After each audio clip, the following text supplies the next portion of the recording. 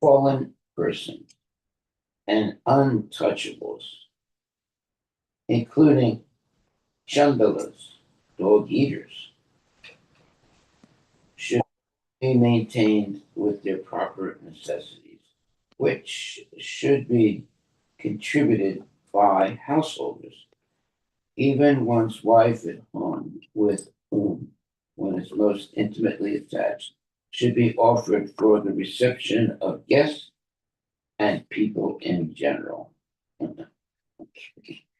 Although in modern society the dog is accepted as part of one's household paraphernalia, in the Vedic system of household life, the dog is untouchable.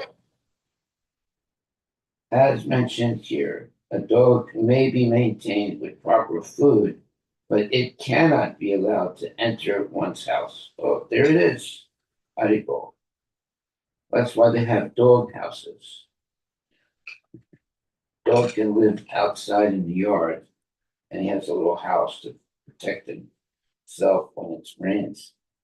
What to speak of the bedroom? Yeah, people sleep with dogs in their bedroom. It's crazy.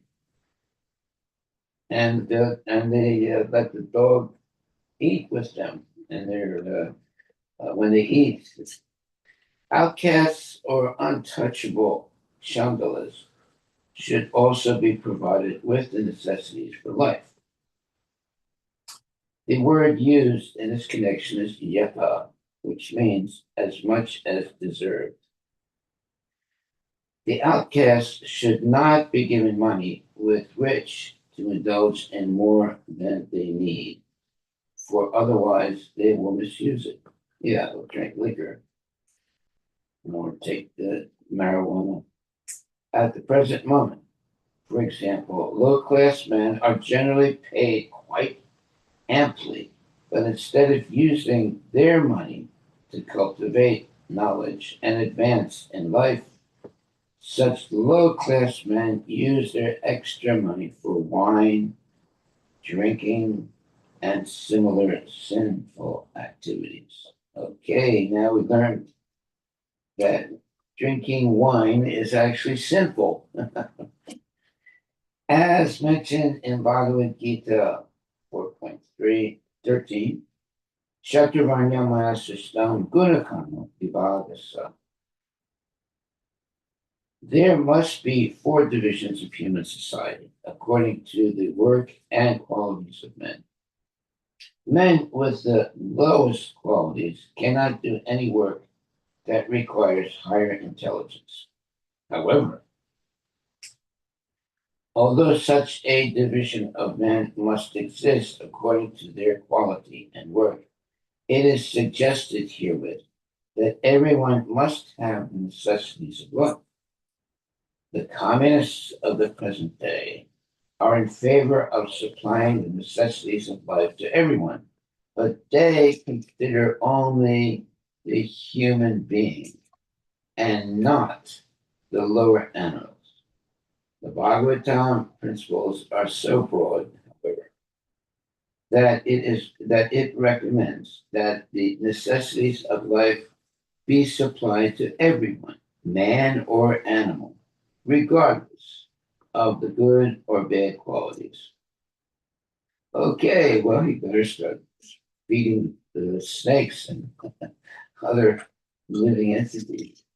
The idea of giving even one's wife to the service of the public is that one's intimate relationship with his wife or one's excessive attachment for his wife, by which one thinks his wife to be his better half or to be identical with himself, must gradually be given up. Okay. As formerly suggested, the idea of ownership, even of one's family, must be abandoned. The dream of material life is the cause of bondage in the cycle of birth and death, and therefore one should give up this dream. Consequently, in the human form of life, one's attachment for his wife should be given up as suggested here.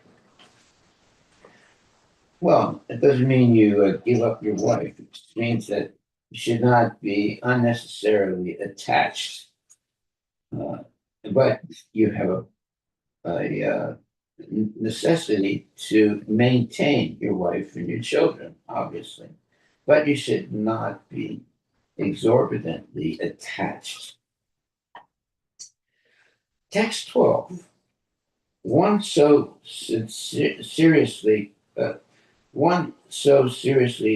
considers one's wife to be his own that he sometimes kills himself for her or kills others, including even his parents or his spiritual master or teacher. Therefore, if one can give up his attachment to such a wife, he conquers the Supreme Personality of Godhead, who is never conquered by anyone. Okay, so we have to be very careful when we get married not to be overly attached. Rather, we should be attached to Krishna, the Supreme Personality of Godhead, and help others, including one's wife, to be Krishna conscious. Purport. Nature already has an arrangement to feed us. By the order of the Supreme Personality of Godhead, there is an arrangement for edibles for every living entity within the 8,400,000 forms of life. Ego bahunam yo vidadati kaman. Every living entity has to eat something, and in fact, the necessities for his life have already been provided by the Supreme Personality of Godhead. The Lord has provided food for both the elephant and the ant. Very nice statement. All living beings are living at the cost of the Supreme Lord, and therefore one who is intelligent should not work very hard for material comforts. Rather, one should save his energy for advancing in Krishna consciousness. All created things in the sky, in the air, on land, and on the sea belong to the Supreme Personality of Godhead, and every living being is provided with food. Therefore, one should not be very much anxious about economic development and unnecessarily waste time and energy with the risk of falling down in the cycle of birth and death. Well, we should not be exorbitant in any way. We should simply accept what Krishna gives us without too much overindulgence in anything. We should indulge, if you want, in acting in Krishna consciousness in the sense that you spend time chanting your rounds every day and also helping others to make spiritual advancement. But you should not be indulgent in sense gratification. There has to be some limited sense gratification, but not exorbitant. And that limited sense gratification is not for one's personal pleasure, it's for engaging one's body and mind in serving the Lord. Text 15. Hare Krishna Maharaj. Yes. I think you are on text 12, so you missed the purport of text 12 and skipped a couple of verses. Oh, okay, you're right. Yeah. All right, so we'll go to text 12. Thank you very much, Monty. Hare Krishna Maharaj. I don't know how that happened. I guess I skipped some pages. All right. So we're on Canto 7, Chapter 14, Text 12.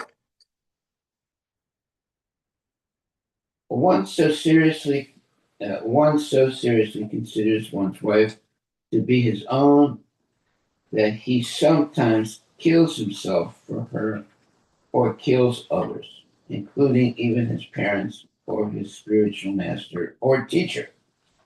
Therefore, if one can give up his attachment to such a wife, he conquers the Supreme Personality Godhead, who is never conquered by anyone.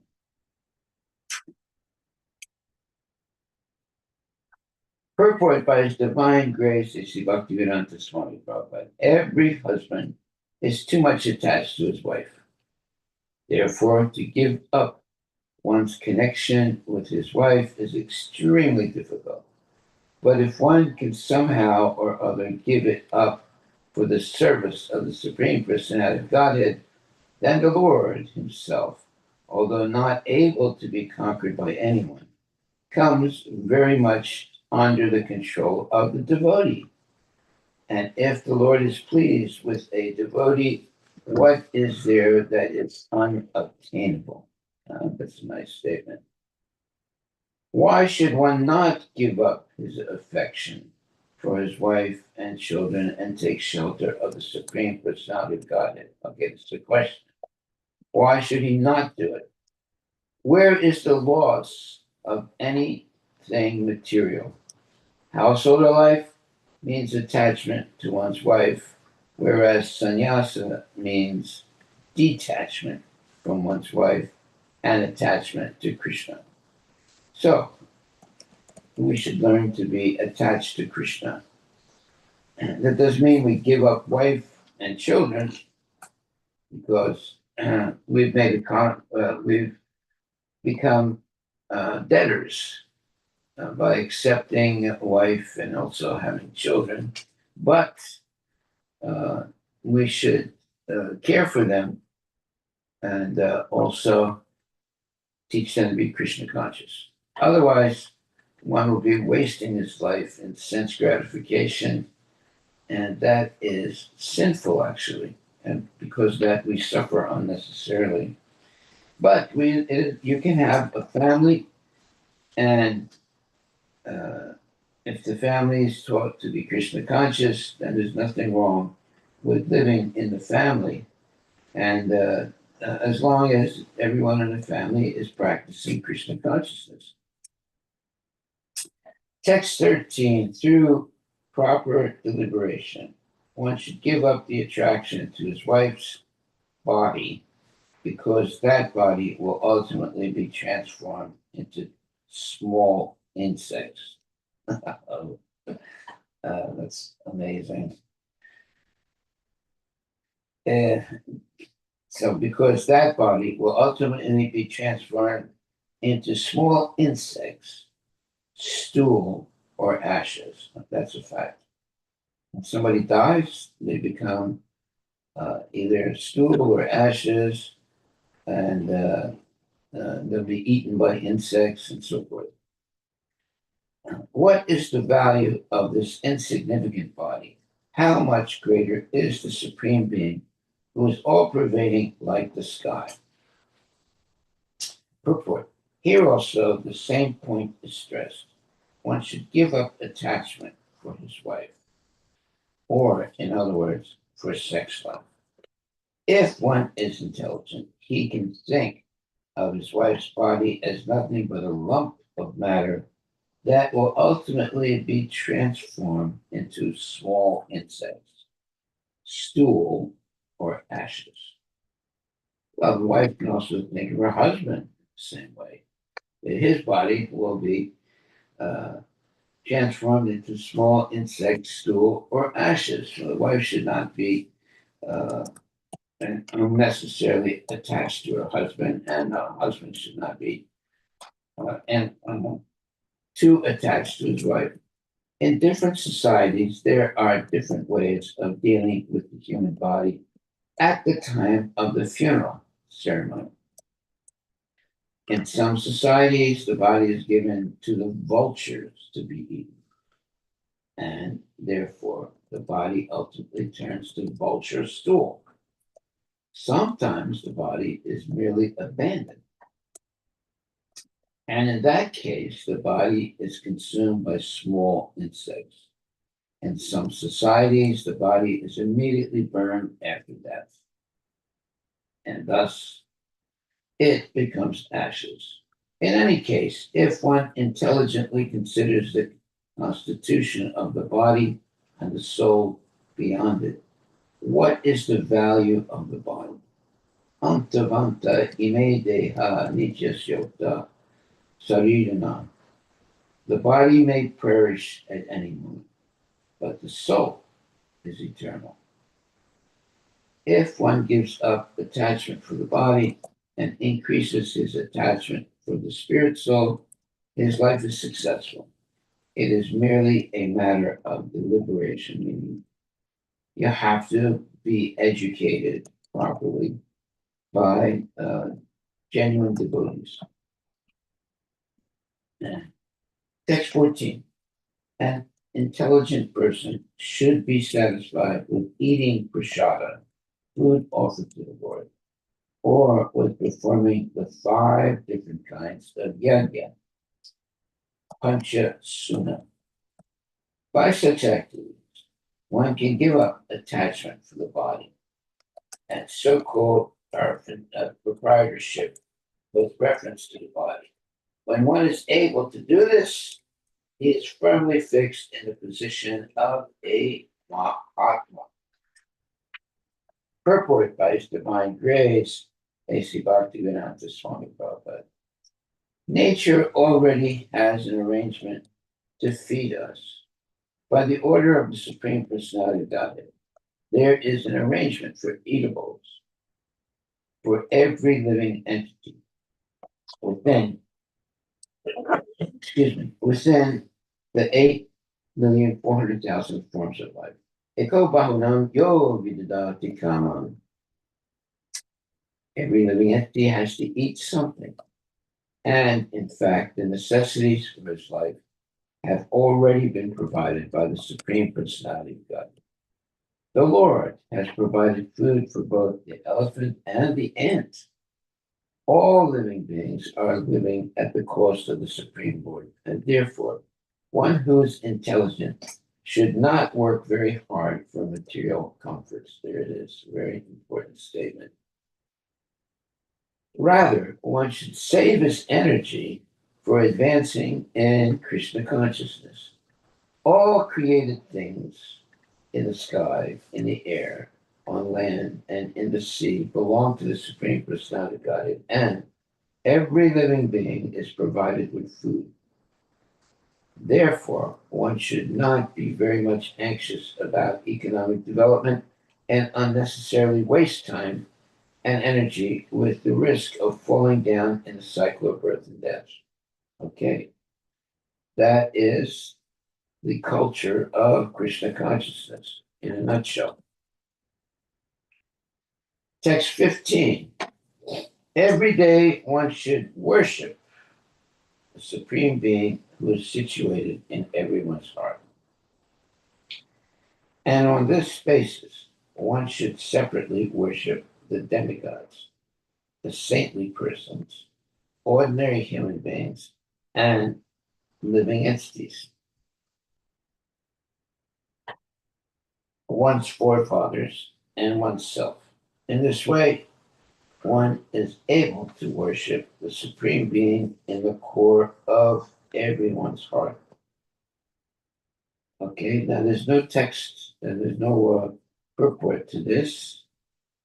However, we should not misunderstand this, because it says every day one should worship the Supreme Being who is situated in everyone's heart. Okay, that's a perfect statement.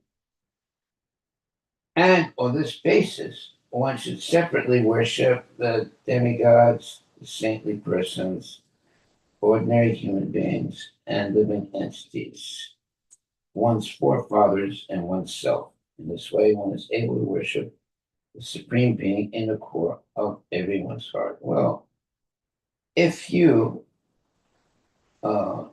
worship the Supreme Personality, Godhead, Krishna, with choice, uh,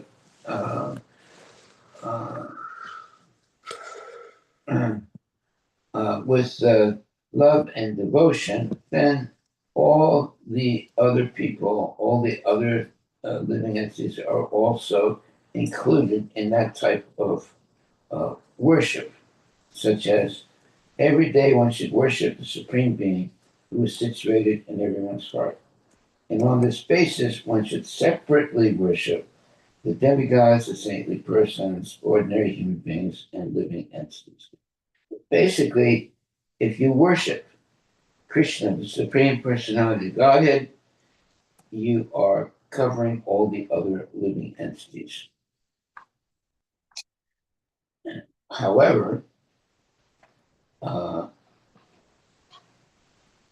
it says here, in this way, one is able to worship the Supreme Being in the core of everyone's heart. Now, in other words, if you are respectful of all living entities and you worship Krishna with love and devotion, that covers everything. When one is enriched with wealth and knowledge which are under his full control, and by means of which he can perform yajna or please the Supreme Personality of Godhead, one must perform sacrifices, offering oblations to the fire according to the directions of the Shastra. In this way, one should worship the Supreme Personality of Godhead. Well, we do that every day. We have, we chant our rounds, we uh, perform,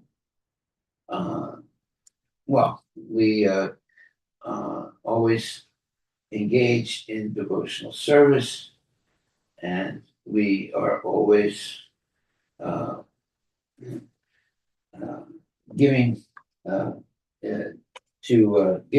giving our time and energy to help other people become Krishna conscious. All that covers what would be called the life of a householder who was a serious devotee.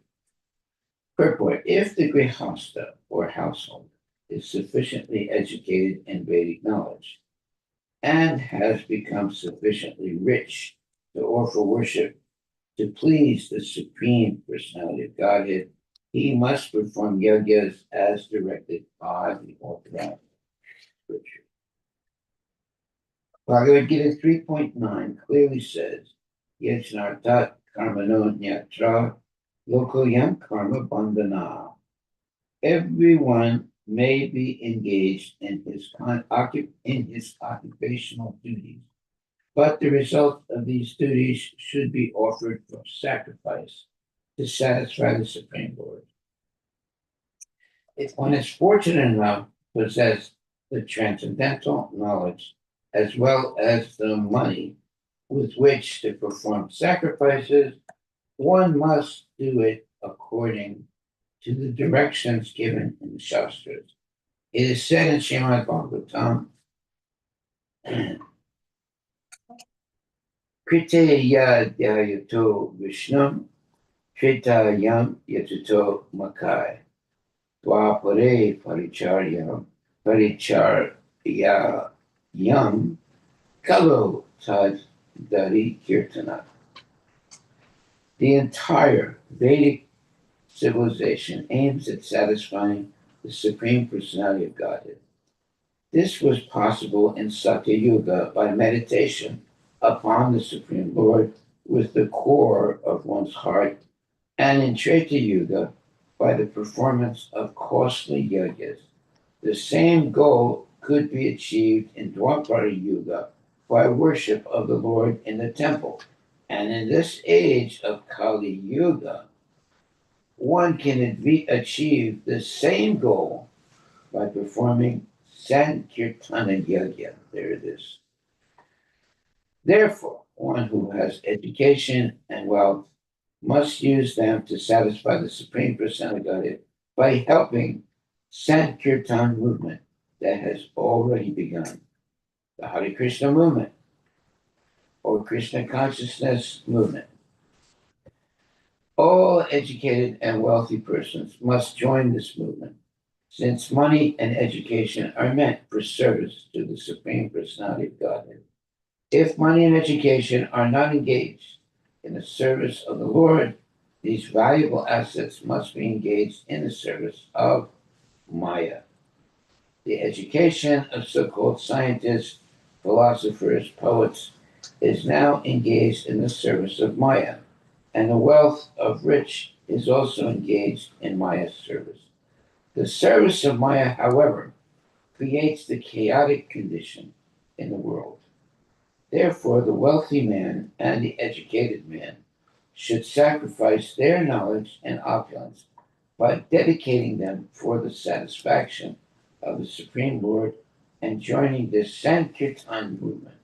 Yajnai Sankirtana Parar Yajanti Hi Sumeda Saha. Okay, text number 17. The Supreme Personality of Godhead, Sri Krishna, is the enjoyer of sacrificial offerings. Yet, although his lordship eats the oblations offered in the fire, my dear king, he is still more satisfied when nice food made of grains and ghee is offered to him through the mouths of qualified brahmanas. Okay, that's why brahmanas should always be fed. Purport. As stated in Bhagavad Gita 3.9, Yajnartat Karmanunya Cha Lokayam Karma Bandhana. All fruitive activities should be performed for sacrifice, which should be directed toward pleasing Krishna. As stated elsewhere in Bhagavad Gita, Bhaktaram Yagatapasam Sarvalokam Maheshwaram. He is the Supreme Lord and enjoyer of everything. However, although sacrifice may be offered to please Krishna, he is more pleased when grains and ghee, instead of being offered in the fire, are prepared as prasada and distributed first to the brahmanas and then to others. This system pleases Krishna more than anything else. Okay, that is a very important statement. Let me read that again. It says, as stated elsewhere in Bhagavad Gita 5.29, Bhaktaram Yajatapasam Sarvalokam Maheshwaram. He is the Supreme Lord and enjoyer of everything.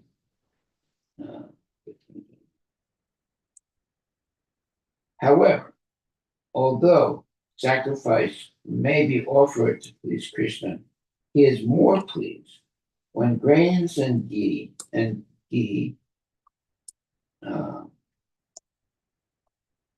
instead of being offered in a fire, are prepared as prasada and distributed first to the brahmanas and then to others. Well, we do that every day. This system pleases Krishna more than anything else. Furthermore, at the present time, there is very little chance to offer sacrifices by pouring oblations of food grains and ghee into the fire. Especially in India, there is practically no ghee. For everything that should be done with ghee, people use a certain type of oil preparation. Oil, however, is never recommended for offering in a sacrificial fire. In Kali Yuga, the available quantity of food grains and ghee is gradually diminishing, and people are embarrassed that they cannot produce sufficient ghee and food grains. Under these circumstances, the Shastras enjoin Yajnai Sankirtana Purar Yajanti Sumedasava. In this age, those who are intellectual offer yajna or perform sacrifices through the Sankirtan movement. There it is right there. That means chanting the Hare Krishna Mahamantra. not only at home, but in public also. Everyone should join the Sankirtan movement, offering to the fire of this movement the oblations of his knowledge and riches. In our Sankirtan movement or Hare Krishna movement, we offer sumptuous prasada to the deity and later distribute the same prasada to the Brahmanas, the Vaishnavas, and then to the people in general. Krishna prasada is offered to the Brahmanas and Vaishnavas, and the prasada of the Brahmanas and Vaishnavas is offered to the general populace. This kind of sacrifice, chanting of the Hare Krishna mantra and distribution of prasada, is the most perfect and bona fide way of offering sacrifice for the pleasure of Yajna or Vishnu. There it is. That is the way to please the Lord in Kali Yuga.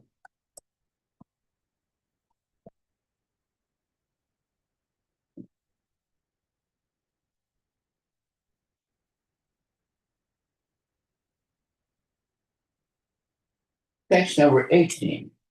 Therefore, my dear king, first offer prasada unto the Brahmanas and the demigods, and after sumptuously feeding them, you may distribute prasada to other living entities according to your ability. In this way, you will be able to worship all living entities, or, in other words, the supreme living entity within every living entity. Purport by Srila Prabhupada. To distribute prasada to all living entities, the process is that we must first offer prasada to the Brahmanas and the Vaishnavas. For the demigods are represented by the Brahmanas. In this way, the Supreme Personality of Godhead, who is situated in everyone's heart, will be worshipped. This is the Vedic system of offering prasada. Well, by first offering the food to Brahmanas. Whenever there is a ceremony for distribution of prasada, the prasada is offered first to the Brahmanas, then to the children and older men, then to the women, and then to animals like dogs and other domestic animals. When it is said that Narayana, the Supreme Being, is situated in everyone's heart, this does not mean that everyone has become Narayana, or that a particular poor man has become Narayana. Such a conclusion is rejected herein. Text 19. A Brahmana who is sufficiently rich must offer oblations to the forefathers during the dark moon fortnight in the latter part of the month of Bhadra. Similarly, he should offer oblations to the relatives of the forefathers during the Mahalaya ceremonies in the month of Asrina. Text 20 to 23. One should perform the Shraddha ceremony on the Makara Sankranti, the day when the sun begins to move north, or on the Karkata Sankranti, the day when the sun begins to move south. One should also perform this ceremony on the Mesa Sankranti day and the Tula Sankranti day. In the yoga named Vyatipata, on that day, in which 3 lunar tithis are conjoined during the eclipse of either the moon or the sun, on the 12th lunar day, and in the Shravana Nakshatra, one should perform the ceremony of the Akshaya Tritiya day. On the 9th lunar day of the bright fortnight of the month of Kartika. On the 4th Astaka in the winter season and cool season. On the 7th lunar day of the bright fortnight of the moon of Magha, during the conjunction of Magha Nakshatra and the full moon day, and on the days when the moon is completely full or not quite completely full. When these days are conjoined with the nakshatras, from which the names of certain months are derived, one should also perform the Shraddha ceremony on the 12th lunar day when it is in conjunction with any of the nakshatras named Anuradha, Shravana, Uttara Falguni, Uttara Sada, or Uttara Bhadrapada. Again, one should perform this ceremony when the 11th lunar day is in conjunction with either the Uttara Falguni, Uttara Sada, or Uttara Bhadrapada. Finally, one should perform this ceremony on days conjoined with one's own birth star, Janma Nakshatra, or with Shravana Nakshatra.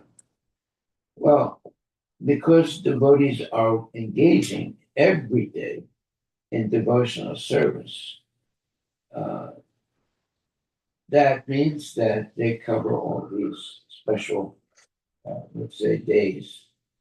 It's not that the devotee every day engages in devotional service, offers food to Krishna, and receives back the offered food as prasada. So if you simply do that, you cover all these issues that they're stating here. The word anyar, ayana means path or going. The 6 months when the sun moves toward the north are called Uttarayana, or the northern path, and the 6 months when it moves south are called Dakshinayana, or the southern path. These are mentioned in Bhagavad Gita 8.24-25.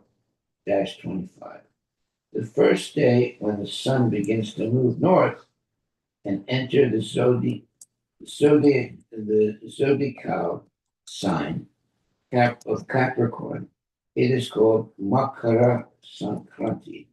And the first day when the sun begins to move south and enter the sign of Cancer, it is called Karkata Sankranti. On these 2 days of the year, one should perform the Shraddha ceremony. Shraddha ceremony is offering of prasadam to relatives who have died. But every day, we by offering to Krishna nice prasadam, it covers all of these things. Visuva or Visuva Sankranti means Mesa Sankranti, or the day on which the sun enters the sign Aries. Tula Sankranti is the day on which the sun enters the sign Libra. Both of these days occur only once within a year. The word yoga refers to a certain relationship between the sun and moon as they move in the sky. There are 27 different degrees of yoga, of which the 17th is called Vyatipata. On the day when this occurs, one should perform the Shraddha ceremony. A tithi or lunar day consists of the distance between the longitude of the sun and that of the moon. Sometimes a tithi is less than 24 hours when it starts for sunrise on a certain day and ends before the sunrise of the following day. The previous tithi and the following tithi both touch the 24-hour day between the sunrises. This is called Jayaha Sparsha, or a day touched by some portion of three tithis. Jiva Goswami has given quotations from many shastras stating that the Shraddha ceremony of oblations to the forefathers should not be performed on Ekadasi Tithi. Okay. When the Tithi of the death anniversary falls on the Ekadasi day, the Shraddha ceremony should be held not on Ekadasi, but on the next day, or Dvadasi, the third day. In the Brahma Vaivarta Purana, it is said, Ye kurvanti mahi pala shradham chaika dasi dine trayaste narakam yanti tata bhokta cha priraka. If one performs the Shraddha ceremony of oblations to the forefathers on the Ekadasi Tithi, then the performer, the forefather for whom the Shraddha is absorbed, and the Purohita, or the family priest who engages the ceremony, all go to hell. Wow, Haribol. Let me read that again. If one performs the Shraddha ceremony, that's ceremony for our relatives that have died, of oblations to the forefathers on the Ekadasi Tithi, then the performer, the forefathers for whom the Shraddha is performed, observed, and the Purohita, the priest, or the family priest who engages the ceremony, all go to hell. Okay, you got to be really careful here. Text 24. All these seasonal times are considered extremely auspicious for humanity. At such times, one should perform all auspicious activities. By such activities, a human being attains success in his short duration of life. Purport. When one comes to the human form of life through natural evolution, one must take the responsibility for further progress. As stated in Bhagavad Gita 9:25, Yanti Deva Vrata Devan, one who worships the demigods can be promoted to their planets. Yantima Dejino Pimam. And if one practices devotional service to the Lord, he goes back home, back to Godhead. In the human form of life, therefore, one is meant to act auspiciously in order to return home, back to Godhead. Devotional service, however, does not depend on material conditions. Ahaitukya pratihata. Of course, for those who are engaged in fruitive activities on the material platform, the times and seasons mentioned above are extremely congenial. Okay, so that means if you simply follow the principles of Krishna consciousness, you don't have to follow all these strict and time, let's say, uh, uh, all these strict rules and regulations. Simply every day we should chant our 16 rounds or more and worship the deity of Krishna and take nice prasadam and give up all sinful activities, meat eating, gambling, etc., etc. So if we do that, we cover all these different things that one should do. Therefore, it says devotional service, however, does not depend on material conditions. Aitya pratihata. Of course, for those who are engaged in fruitive activity on the mental platform, the times and seasons mentioned above are extremely congenial. In other words, you have to follow all these very strict rules and regulations. However, if one is engaged in devotional service, then uh, it, you don't have to worry about all these times and special, let's say, types of services that have to be done. Because every day you're chanting Hare Krishna and serving Krishna with love and devotion. Therefore, it says, of course, for those who are engaged in fruitive activities on the material platform, the times and seasons mentioned above are extremely congenial. In other words, you have to do that. But we're doing it every day. We don't simply do it on special days. Every day we're worshiping Krishna and engaging in devotional service. Text 25. During these periods of seasonal change, if one bathes in the Ganges, in the Yamuna, or in another sacred place, if one chants, offers fire sacrifices, or executes vows, or if one worships the Supreme Lord, the Brahmanas, the forefathers, the demigods, and the living entities in general, whatever he gives in charity yields a permanently beneficial result. Well, we're basically doing that. We're covering all those bases by following Krishna consciousness culture. That is, every day worshiping Krishna, chanting our rounds, and accepting Krishna prasadam, offering Krishna prasadam to others, etc. Text 26.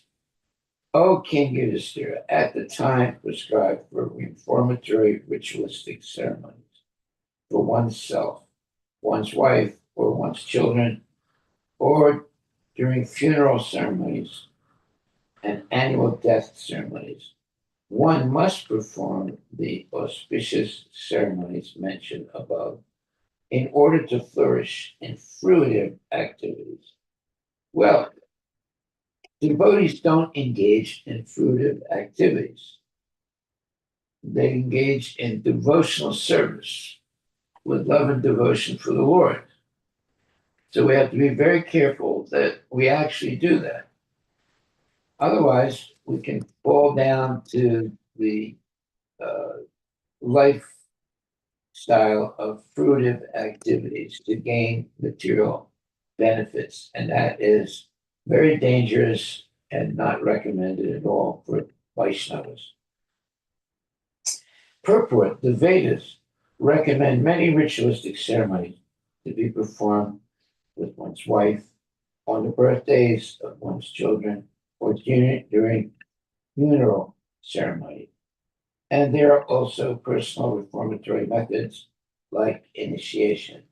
These must be observed according to time and circumstances and the directions of the Shastra. Bhagavad Gita strongly recommends Yatva Shastra Vidan Okyam. Everything must be performed as indicated in the Shastras. For Kali Yuga, okay, now here, this is for us. For Kali Yuga, the Shastras enjoin that Sankirtan Yajna be performed always. Kirtaniya Sadahari. All the ritualistic ceremonies recommended in the Shastras must be preceded and followed by Sankirtana. This is the recommendation of Srila Jiva Goswami. So the Sankirtan movement, it basically covers all these bases. If we chant our rounds every day, and if we hear lectures, and if we go on Sankirtan or engage in devotional service for the deities, uh, we cover all these bases. Text 27 and 28. Narada Muni continued. Now I shall describe the places where religious performances may be well executed. Any place where a Vaishnava is available is an excellent place for all auspicious activities. The Supreme Personality of Godhead is the support of this entire cosmic manifestation, with all its moving and non-moving living entities. And the temple where the deity of the Lord is installed is a most sacred place. Furthermore, places where learned Brahmanas observe Vedic principles by means of austerity, education, and mercy are also most auspicious and sacred. Purport by Srila Prabhupada. In this verse, it is indicated that a Vaishnava temple where the Supreme Personality of Godhead Krishna is worshipped and where Vaishnavas are engaged in the service of the Lord is the best sacred place for performing any religious ceremony. At the present day, especially in big cities, people live in small apartments and are not able to establish a deity or temple. Under the circumstances, therefore, the centers and temples being established by the expanding Krishna consciousness movement are the best sacred places for performing religious ceremonies. Although people in general are no longer interested in religious ceremonies or deity worship, the Krishna consciousness movement gives everyone a chance to advance in spiritual life by becoming Krishna conscious. Well, we're lucky because we came in contact with Prabhupada, and Prabhupada has taught us to chant Hare Krishna every day and engage in devotional service. So we are able to have a spiritual life, even though we live in big cities, and even though we are surrounded by all kinds of unholy people, we still have the opportunity of having a spiritual life. Text 29. Auspicious indeed are the places where there is a temple of the Supreme Personality of Godhead Krishna, in which he is duly worshipped, and also the places where there flow the celebrated sacred rivers mentioned in the Puranas, the supplementary Vedic literatures. Anything spiritual done there is certainly very effective. Purport. There are many atheists who oppose the worship of the deity of the Supreme Personality of Godhead in the temple. In this verse, however, it is authoritatively stated that any place where the deity is worshipped is transcendental. It does not belong to the material world. It is also said that the forest is in the mode of goodness, and therefore those who want to cultivate spiritual life are advised to go to the forest. Vanam gato yad darim ashrayeta. But one should not go to the forest simply to live like a monkey. Monkeys and other ferocious animals also live in the forest, but a person who goes to the forest for spiritual culture must accept the lotus feet of the Supreme Personality of Godhead as shelter.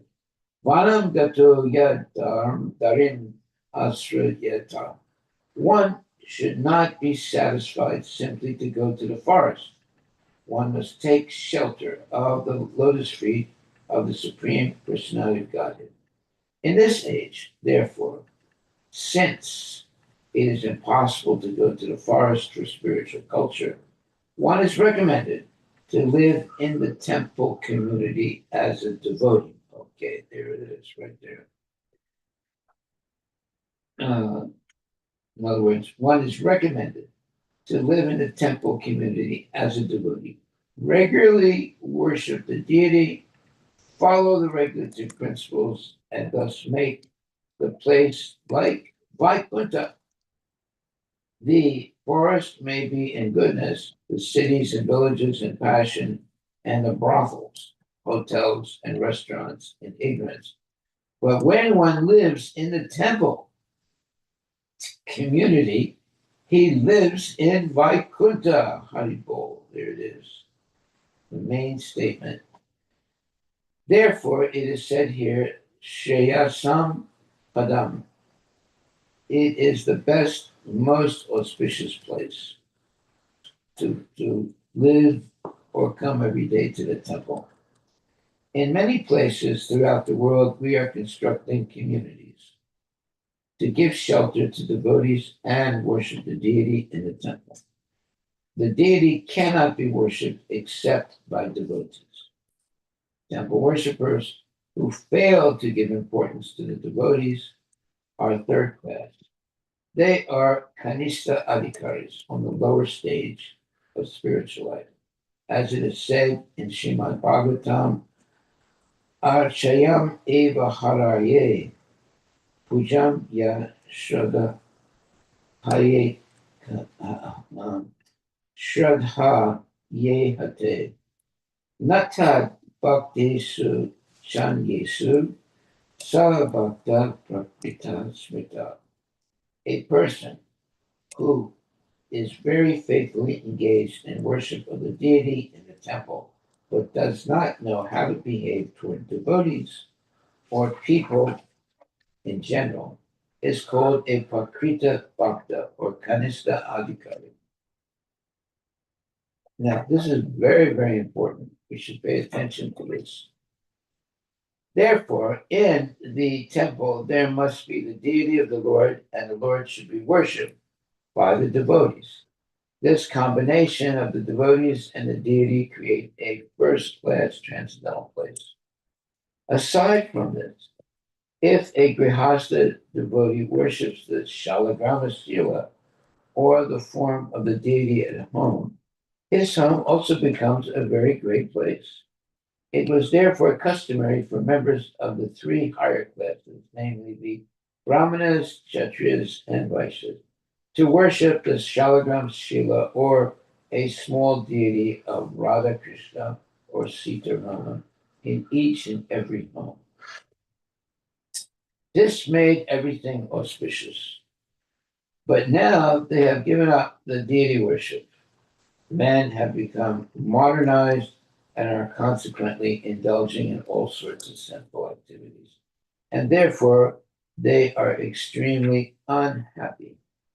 According to Vedic civilization, therefore, the holy places of pilgrimage are considered most sacred, and still there are hundreds and thousands of holy places like Jagannath Puri, Vrindavana, Haridwar, Rameshwara, Prayaga, and Mathura. India is the place for worshiping or for cultivating spiritual life. The Krishna consciousness movement invites everyone from all over the world without discrimination to caste or creed to come to its centers and cultivate spiritual life perfectly. Text 30 to 33. And we'll end with this. Let's see. It says, the sacred lakes like the Pushkara and places where saintly persons live, like Kurukshetra, Gaya, Prayaga, Kulashrama, Naimisharanya, the banks of the Falgu River, Setubanda, Prabhasa, Dwarka, Varanasi, Mathura, Pampa, Bindusaravara, Badarakshrama, Narayanashrama, the places where the Nanda River flows, the places where Lord Ramachandra and Mother Sita took shelter, such as Chitrakuta, and also the hilly tracts of land known as Mahendra and Malaya. All these are to be considered most pious and sacred. Similarly, places outside India where there are centers of the Krishna consciousness movement and where Radha Krishna deities are worshipped must all be visited and worshipped by those who want to be spiritually advanced. One who intends to advance in spiritual life may visit these places and perform ritualistic ceremonies to get results 1,000 times better than the results of the same activities performed in any other place. Okay. Purport in these verses and in verse 29, stress is given to one point. Harer Arkasritas Chaye or Harer Archa. In other words, any place where the deity of the Supreme Personality of Godhead is worshipped by devotees is most significant. The Hari, the Krishna consciousness movement, is giving the population of the entire world a chance to take advantage of Krishna consciousness through the ISKCON centers, where one may perform deity worship and chant the Hare Krishna Mahamantra, and in this way obtain results with effectiveness increased 1,000 times. This constitutes the best welfare activity for human society. This was Sri Chaitanya Mahaprabhu's mission, as it was predicted by him in the Chaitanya Bhagavata, Antya 4:126. Prativiteya Chayate Nagarati Gram Sarvatra Prachara Aive Moranam. Sri Chaitanya Mahaprabhu wanted the Hare Krishna movement with installed deities to spread to every village and town in the world, so that everyone in the world might take advantage of this movement and become all auspicious in spiritual life. Without spiritual life, nothing is auspicious. Mogasya moga karmano moga jana vichetasa. Bhagavad Gita 9:12. No one can become successful in fruitive activities or speculative knowledge without being Krishna conscious. As recommended in the Shastras, everyone should be very eagerly interested in taking part in the Krishna consciousness movement and understanding the value of spiritual life. Hare Krishna, Krishna Krishna, Hare Hare, Hare Rama, Rama Rama, Hare Hare. Okay, my dear devotees, all glories to Srila Prabhupada. Are there any questions anyone would like to ask or comments? Questions or comments?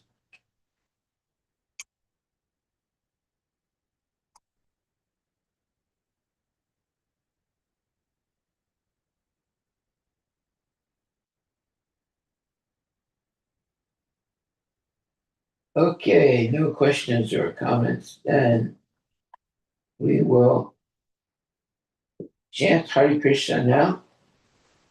16 good rounds every day, and that's the minimum. There is no maximum. You can chant as much as you want. And take nice prashadam and have darshan of the deities, whether it's at home or in the temple, and lead a very simple but very profound uh, spiritual life, chanting Hare Krishna, Krishna Krishna, Hare Hare, Hare Rama, Rama Rama, Hare Hare. The Hare Krishna Mahamantra, which is the only mantra that can be correctly said in this age of Kali Yuga. There are so many other mantras, but the Hare Krishna mantra is the recommended mantra in this age of Kali Yuga. So if you only chant Hare Krishna, you cover all the bases of spiritual life. Therefore, like the great Vaishnavas, uh, like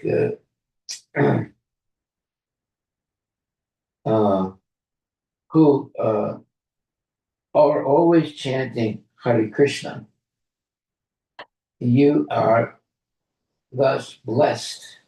So we should always chant the Hare Krishna Mahamantra every day and perform the 16 rounds that we need to do. And that's only the minimum.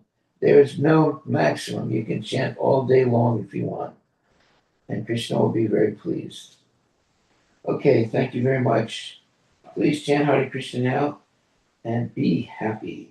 Thank you very much, my dear devotees. Hare Krishna.